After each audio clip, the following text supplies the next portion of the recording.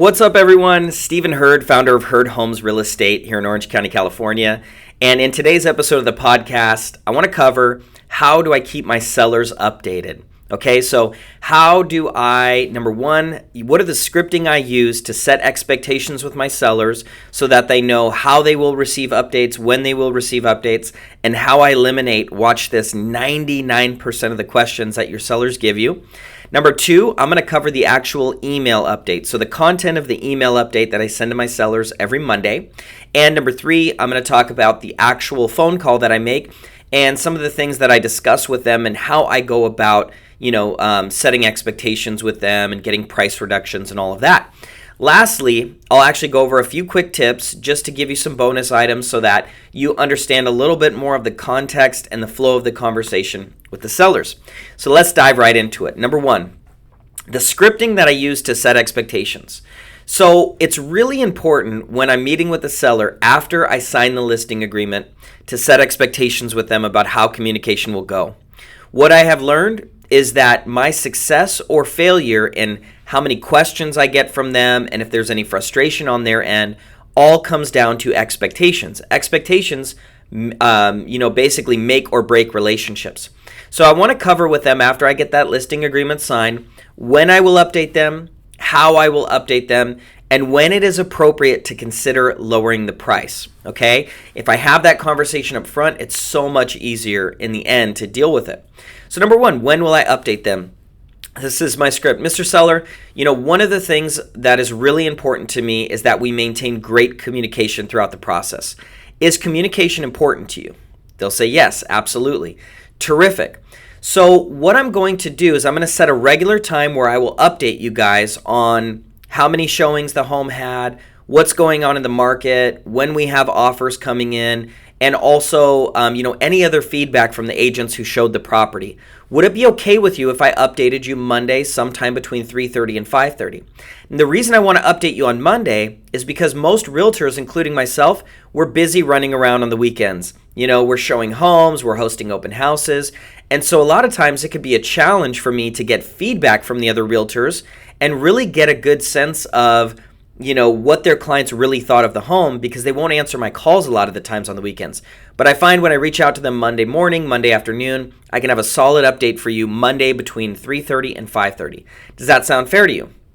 Terrific. So I'll go ahead and give you guys an update every Monday from 3:30 to 5:30. Now, there's going to be two parts to my update. Number one is I'm going to send you an email, and that's going to include what's happening in the market, feedback from the showings, any highlights on offers we received, and if it was agent showings or clients just generally looking at the home like motivated buyers. So I'm going to give you guys some time to process that information. I'll send you that email every Monday before 2 p.m. And then I will text you guys to set a call sometime between 3:30 and 5:30. Does that sound fair? Awesome. And that's the second part of my update, is when we'll have the call and when we'll have a conversation around the data that we learned and reviewing, is the strategy that we're using working? Perfect. Okay, cool. So that is my script with sellers to set expectations. Now, you might be saying, well, Stephen, that's really simple. Yeah, it is. But what's simple isn't always what gets done. And so I just have this simple approach of, hey, I just say, here's what you can expect. Side note, you can avoid, so much conflict, frustration, and, just difficult conversations if you just set expectations with people. When people know what to expect, they act more normal. They understand when you set expectations with them. So now, the second thing that I do is, after I've set the expectations with them, is now I send the actual email update. That email update is a really simple email where I generally cover 5 things.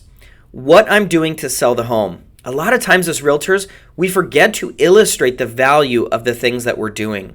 So I will show them things that they might think just naturally happen, but I'll point out, hey, we're advertising your home. We did 2 open houses this weekend. We qualified over, 10 offers. We posted it on these various websites. We have this many saves on Zillow, this many saves on Realtor.com, and we're doing X, Y, and Z to sell the home. When you just simply communicate what you're doing to sell the home, sellers all of a sudden stop thinking that you're not doing anything.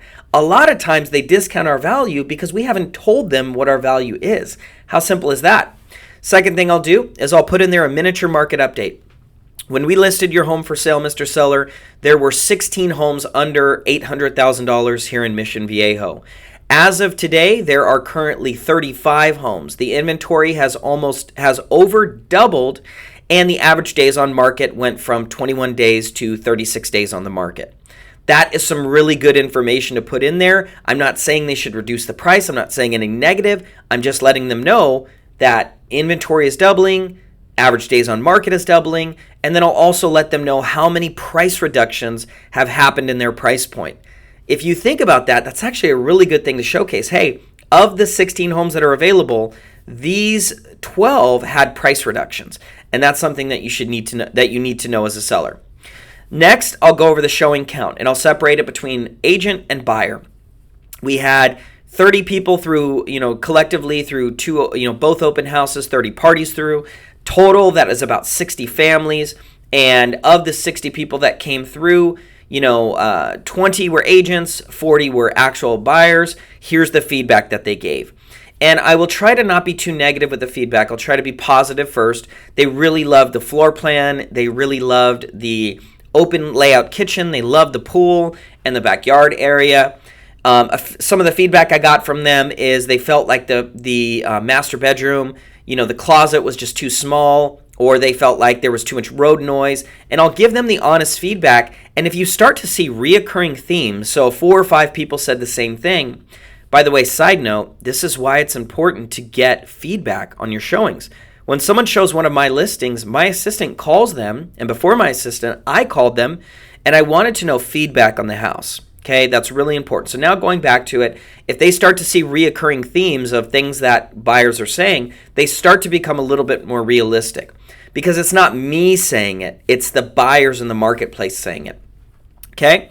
And then lastly, I'll cover the offer highlights. We received 6 offers, or we received 1 offer. So far, these 2 are standing out, with conventional financing, sales price, whatever. I'll be qualifying them today, and I'll let you know further when we talk. So that is the actual email update that goes out. And if you think about it, if they're on the market for 3 to 6 weeks and they're getting that feedback, eventually they're going to start to just be thinking a little bit differently and possibly come up to the price reduction. That reminds me, I forgot to mention a point. When I'm setting expectations with them, I'll let them know, hey, when a home sits on the market for a long time, Mr. Seller, what do you think buyers start to think about it? The seller will say, hey, well, maybe there's something wrong with it, and maybe there's something wrong with it. Exactly. Mr. Seller, is that what you want people thinking about your home? Of course not. You don't want them thinking about that.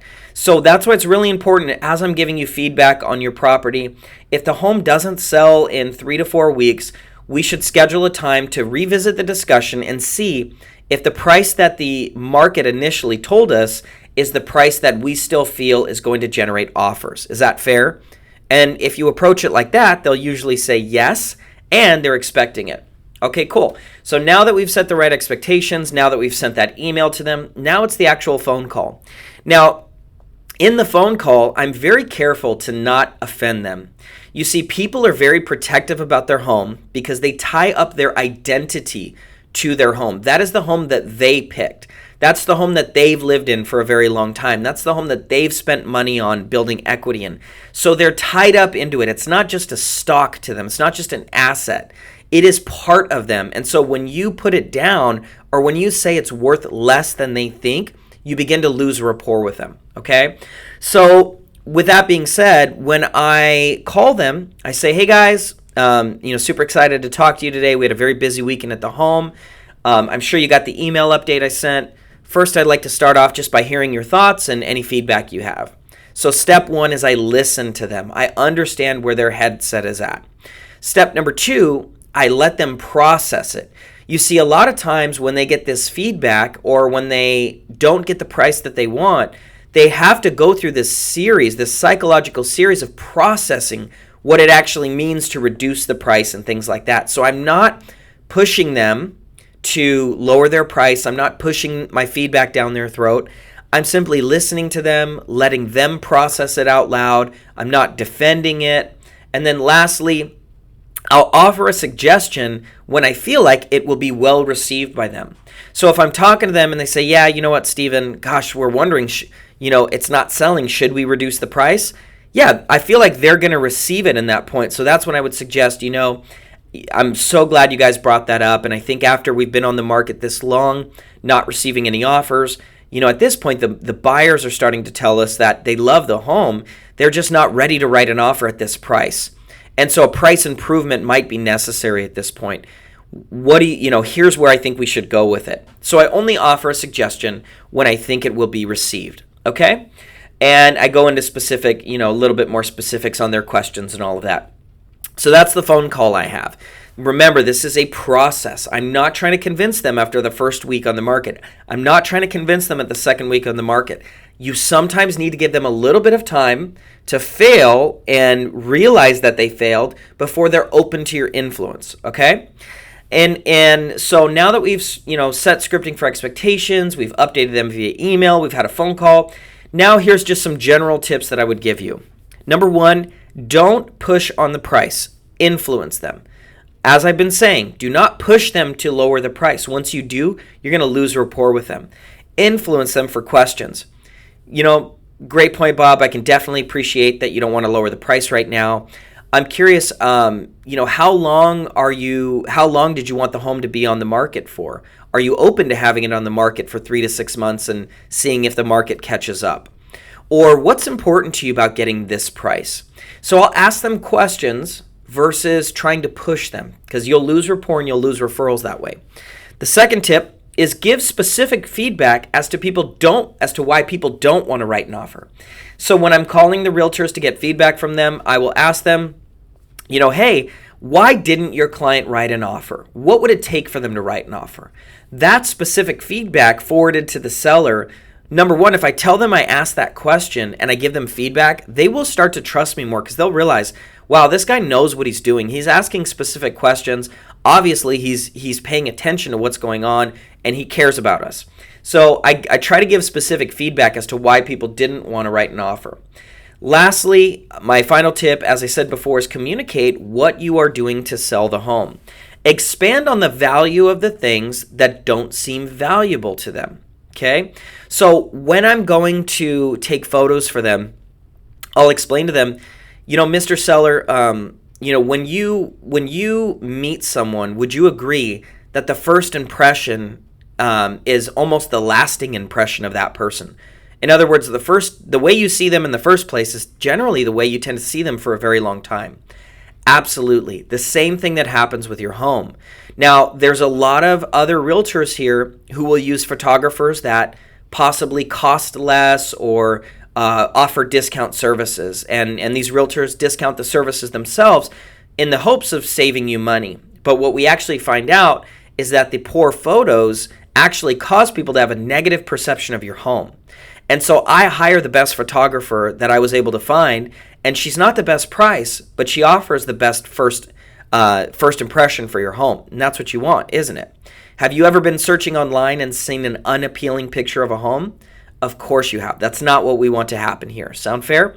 So if I just expand a little bit on the value, rather than just saying we're going to take photographs, if I package it up in a nice box and put a bow on it, it's going to sound better and the client's going to see the value in it and really understand it. So in summary, this is how you set expectations with your sellers. You have to have the right scripts with them. You send them an email update once a week. You have a phone call with them. And then those are just some general tips of ways that you can influence them over time. Thanks so much for listening to this episode of the Herd Way Real Estate Podcast. And I hope you have a great day.